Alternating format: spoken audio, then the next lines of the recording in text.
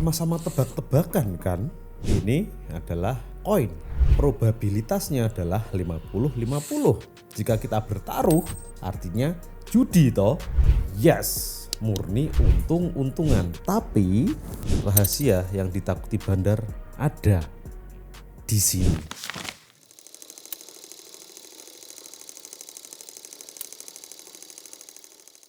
Mereka sangat takut akan hal ini. Sampai-sampai mereka mendanai universitas untuk nggak mengajarkan ilmu ini. Ilmu apa itu?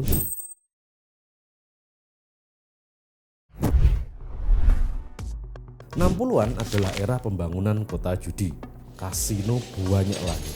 Apa yang terjadi jika universitas yang kekurangan uang bertemu dengan bandar judi yang bergelimang harta? Silahkan kalian pakai uang kami untuk membangun peradaban, tapi jangan pernah ajarkan satu-satunya ilmu yang mampu menghancurkan kerajaan kami. Ilmu itu adalah probabilitas dan statistik. Aku lebih suka menyebutnya sebagai the science of chaos. Kalau kalian lempar koin ini, probabilitasnya 50-50 kan, 50-50. Kalau enggak sisi ini ya sisi sebaliknya. Bagaimana kalau 5 koin? Ya sama kan, 50-50 juga toh. Kalau kalian lempar koin ini 5 kali, bisa jadi enggak 50-50. Cuman semakin banyak kalian melempar, semakin kalian lempar lagi sampai ratusan, akan makin mendekati 50-50. Simple, statistik. Dan kalau 50-50 itu gambling, kalian nggak punya edge. Nah sekarang, apa yang terjadi jika kita akalin? Kelima koin ini kita akalin ya. Kita akan kasih stiker di masing-masing koin itu merah dan biru. Triknya ini, kecuali satu koin. Di koin terakhir ini, kedua sisi kita kasih warna biru. Probabilitasnya yang tadi 50-50 ngono kan, fair, sekarang ya tentu akan jelas menang si biru. Kalau kelima koin itu dilempar, kemungkinan biru menang akan lebih gede dari yang merah. Dengan hitung-hitungan ini, aku tahu kalian males ngitung, jadi tak tunjukkan saja hitung-hitungannya. Ketika 5 koin itu kita lempar, probabilitas keluar biru itu 68,75%. Biru menang. Meskipun ada kalanya merah yang menang, tapi kemungkinan biru keluar akan jauh lebih banyak. Itu kuncinya. Dan ini menjelaskan kegoblokan orang yang judi slot. Probabilitasnya nggak masuk akal. Makanya tadi di Las Vegas tahun 60-an itu universitasnya didanai oleh para bandar kasino yang ada di sono. Supaya nggak diajarin itu. Kalau ngerti matematika, kalian nggak akan pernah main judi slot karena itu absurd. Di trading itu namanya edge. Bahasa simpelnya adalah celah statistik di mana banyak cuannya. Nah, apa yang banyak cuannya? Dari sini para trader itu mengamati bahwa pola tertentu menghasilkan probabilitas tertentu. Dilihat ke belakang sejarah, di backtest kita dapat statistik. Metodenya gitu trading. Jadi nggak ngawur. Oke, kita mau perdalam apa sih bedanya judi, trading, dan slot.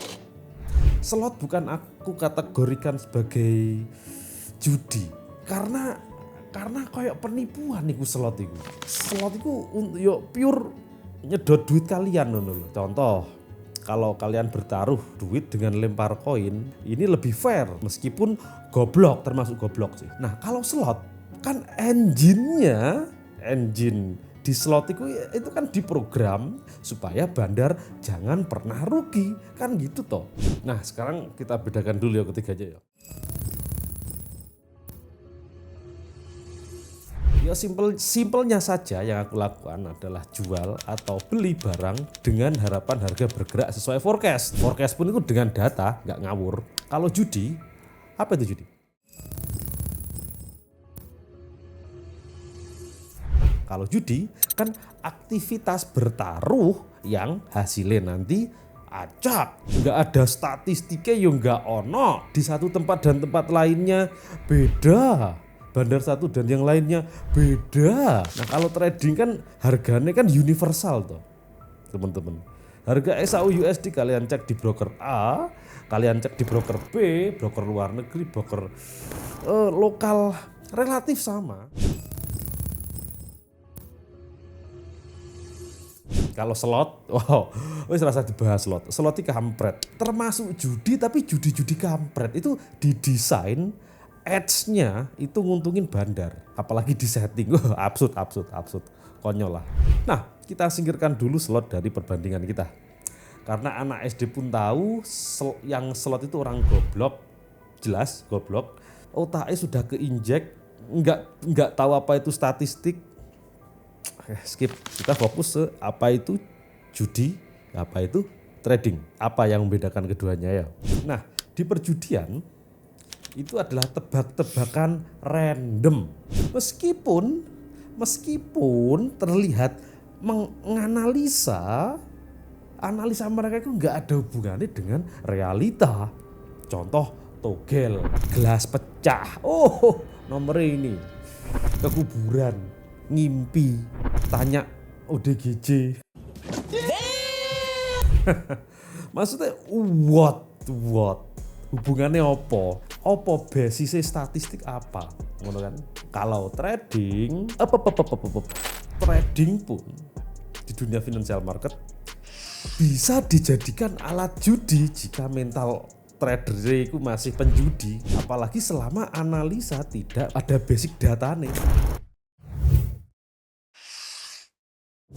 Yo yang namanya penjudi ya, apapun akan jadi alat judi. Jangankan kok trading, kok slot. Iku kalau mentalnya penjudi, pilihan lurah aja yo dibuat taruhan loh. Jika kalian masih kecanduan judi, ngeslot dan lain sebagainya, jangan pernah sentuh trading. Kenapa? Karena mental kalian masih di situ. Hanya beda aktivitas saja, tapi mentalnya masih ke bawah. Ya podo ae, nggak usah, kono kerja dulu. Karena bagi seorang penjudi yang di hadapannya akan selalu dijadikan perjudian. Nah, jadi kata kunci yang membedakan di sini adalah data. Data itu sangat penting. Contoh, kalian buka warung, let's say nyetok rokok lah. Oke, dalam setahun kalian tahu ada catatannya tuh, mana rokok yang laris, mana rokok sing stoknya jarang keluar. Nah, dari situ kalian sebagai pemilik warung kalau mau nyetok rokok mana yang perlu di stok lebih banyak dan rokok mana yang nggak perlu di stok. Keputusan kita untuk mana rokok sing perlu di stok banyak dan mana rokok sing nggak perlu di stok, kita tahu dari mana? Dari data, dari catatan. Trading akan jadi gambling kalau kita nggak punya data. Contoh lain lagi deh, kalian tahu kan petani itu sangat sensitif terhadap musim hujan. Kapan musim hujan turun? Mereka tahu dari mana? Karena data. Mereka puluhan tahun kan bertani dan hampir pasti di akhir tahun akan terjadi musim hujan. Cuman apakah ada anomali-anomali tertentu yang udah akhir tahun kok masih belum musim hujan kan? Ada hal-hal anomali-anomali yang kayak gitu ada. Cuman paling tidak analisa mereka itu punya basis data. So, jadi dari mana di trading, contoh channel kan bahas trading kan. Dari mana kita bisa dapat data akurasi teknik kita? Akurasi teknik yang mau kita pakai dari backtest. Kalian buka forex tester, kalian tes strategi kalian. Nggak hanya teknikal tok loh, nggak hanya analisa teknikal loh. Silahkan cek link di deskripsi untuk dapatkan forex tester. Aku nggak terlalu memakai fundamental analisa sih. Cuman nggak bisa dipungkiri bahwa itu penggerak sentimen terbesar kalau ngomongin ekonomi. Apalagi ngaruh ke forex trading. Di forex tester kan ya ada tuh itu berita-berita news-newsnya gejolak ekonomi ngono. Dari situ kalian backtest sebanyak-banyaknya. Contoh 5 tahun ngono, ada ratusan atau bahkan ribuan data yang kalian akan ambil dengan strategi kalian. Nah, dari situ kalian akan tahu akurasinya strategi yang mau kalian aplikasikan ini bagus atau tidak. data, iya kan? Nggak punya data kok mengambil keputusan, itu namanya gambling. Kalau ngomongin strategi trading, ya jangan ngawur. Karena gini, nggak semua teknik yang kalian comot langsung dari ketika nonton YouTube atau internet profitable itu nggak selalu. Karena mereka jarang banget yang melampirkan data. Jarang banget akurasi nih. Oke, gini wes, win rate setahun terakhir berapa?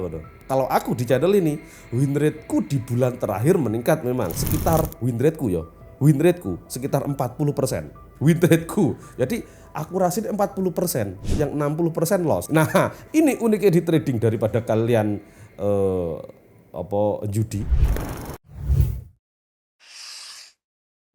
Itu kalian bisa banyak salahnya analisa, cuman kalian tetap profit. Unik toh? Unik. Why? Kenapa banyak salahnya kok tetap profit?